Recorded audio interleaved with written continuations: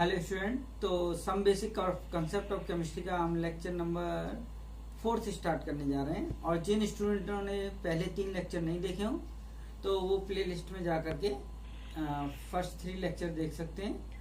और 11th के साथ आपको नीट की प्रिपरेशन करनी है तो इस चैनल को सब्सक्राइब कर लीजिए। हम सारे चैप्टर कराएंगे और कंटिन्यू क्वेश्चंस भी कराएंगे। ठीक है। हेलो स्टूडेंट, तो आज हम लेक्चर 4 स्टार्ट करने जा रहे हैं। तो लेक्चर 4 में हम नंबर ऑफ मोल से रिलेटेड ये 3 फॉर्मूले थे। Given mass divided by molar mass, given volume in NTP और STP divided by molar volume जो कि फिक्स होता है 22.4 लीटर, और नंबर ऑफ एटम या molecule divided by Avogadro number जिसकी वैल्यू फिक्स होती है 6 × 10⁻23।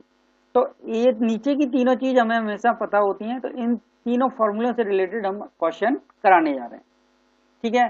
तो आपको याद रखना है, इनको कनेक्ट करने के लिए हमेशा नीचे की चीज हमें पता है, केवल आपको एक चीज देगा और एक चीज आपसे पूछेगा। जैसे कि आपको मास दे दिया, वॉल्यूम पूछ लिया, ठीक है, या आपको मास दे दिया और नंबर ऑफ एटम या नंबर ऑफ मॉलिक्यूल पूछ लिया। ठीक है। तो एक एक करके कनेक्ट करके दिखाते हैं, या आपको वॉल्यूम दे दिया और आपसे मास पूछ लिया, कुछ भी करा सकता है।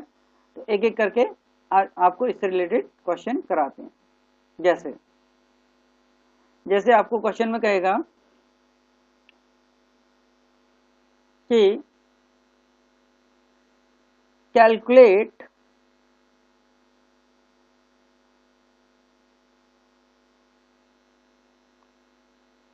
number of CH4 molecule, CH4 क्या होती है? मीथेन गैस होती है। तो CH4 गैस मॉलिक्यूल